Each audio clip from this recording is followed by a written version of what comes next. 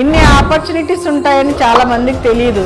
చాలా మంది నన్ను అడుగుతున్నారు, అసలు లా చేసిన తర్వాత ఏం చేయాలి, ఎటు పంపించాలి పిల్లల్ని, జాబ్స్ ఏముంటాయి మాకు అర్థం కావట్లేదు అని చెప్పి. కంపెనీస్ లో లీగల్ అడ్వైజర్స్, తర్వాత జ్యుడిషియరీ ఆఫీసర్స్ అంటే జూనియర్ సివిల్ జడ్జెస్, డైరెక్ట్ డీజెస్ కూడా రాయొచ్చు. కాకపోతే 7 years ఎక్స్పీరియన్స్ ఉండాలన్నమాట, ప్రాక్టీస్ చేసి ఉండాలి. అసిస్టెంట్ పబ్లిక్ ప్రాసిక్యూటర్స్, ఇన్ని జాబ్స్ ఉంటాయి మీకు. ఇండిపెండెంట్ గా కూడా ప్రాక్టీస్ చేయొచ్చు. అలాగే ఇండియాలో ఉండే రెప్యూటెడ్ లా ఫార్మ్స్, తర్వాత పెద్ద పెద్ద అడ్వకేట్స్ తో కూడా మీకు వర్క్ చేసే ఆపర్చునిటీస్ ఉంటాయి. దీనికి కావాల్సిన బేసిక్ గా స్ట్రాంగ్ ఫౌండేషన్. సో ఇదే ఎయిమ్ తో తిరుపతిలో హైకోర్టు జడ్జెస్ అంటే రిటైర్ అయిన హైకోర్టు జడ్జెస్ ఒక జ్యుడిషియరీ అకాడమీ స్టార్ట్ చేశారు. ఎవ్రీ మంత్ జ్యుడిషియరీ ఆఫీసర్స్ ఈ అకాడమీని విజిట్ చేస్తారు. డైలీ, వీక్లీ, మంత్లీ మాక్ టెస్ట్లు కండక్ట్ చేస్తారు అండ్ ఇంటర్వ్యూస్ కూడా కండక్ట్ చేస్తారు. దీని వలన స్టూడెంట్స్ కి ఇంటర్వ్యూ అంటే ఫియర్ ఉండదు. మరో ముఖ్యమైన బెనిఫిట్ ఏంటంటే ఈ అకాడమీ మీకు లైఫ్ టైం యాక్సెస్ అందిస్తుంది. అంటే మీరు ఒక్కసారి ఫీజు కడితే 8 years వరకు ఇంకెలాంటి ఫీజు వాళ్ళు కలెక్ట్ చేయరు.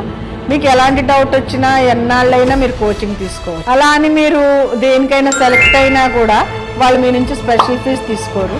అలాంటి ఫీజు ఎక్కువ కాదు. కోచింగ్ చాలా హై క్వాలిటీలో ఉంటుంది. చెప్పాను కదా, వాళ్ళ మెయిన్ మోటో ఏంటంటే మంచి క్వాలిటీ ఉన్న జ్యుడిషియరీ ఆఫీసర్స్ ని జ్యుడిషియరీకి అందించడమే వాళ్ళ లక్ష్యం. క్వశ్చన్ పేపర్స్ తర్వాత ఇంటర్వ్యూస్ కూడా రిటైర్డ్ జడ్జెస్ తయారు చేస్తారు కాబట్టి వాళ్ళ ఎక్స్పీరియన్స్ మీకు చాలా యూజ్ అవుతుంది. రిటైర్డ్ జడ్జెస్ కాబట్టి వాళ్ళకు ఉండే ప్రాక్టికల్ నాలెడ్జ్ తో మీకు రియల్ వరల్డ్ కేసెస్ తోటి ఇచ్చేస్తారు కాబట్టి మీకు సబ్జెక్ట్ చాలా ఈజీగా, పేరెంట్స్ కోరుకున్నట్టుగానే పిల్లలకి ఇక్కడ ఎలాంటి స్ట్రెస్ లేకుండా ఉంటుంది. ఇంకా మీకు ఏమైనా డౌట్స్ ఉంటే కామెంట్ చేయండి. డీటెయిల్స్ అన్ని డిస్క్రిప్షన్ లో పెడతాను.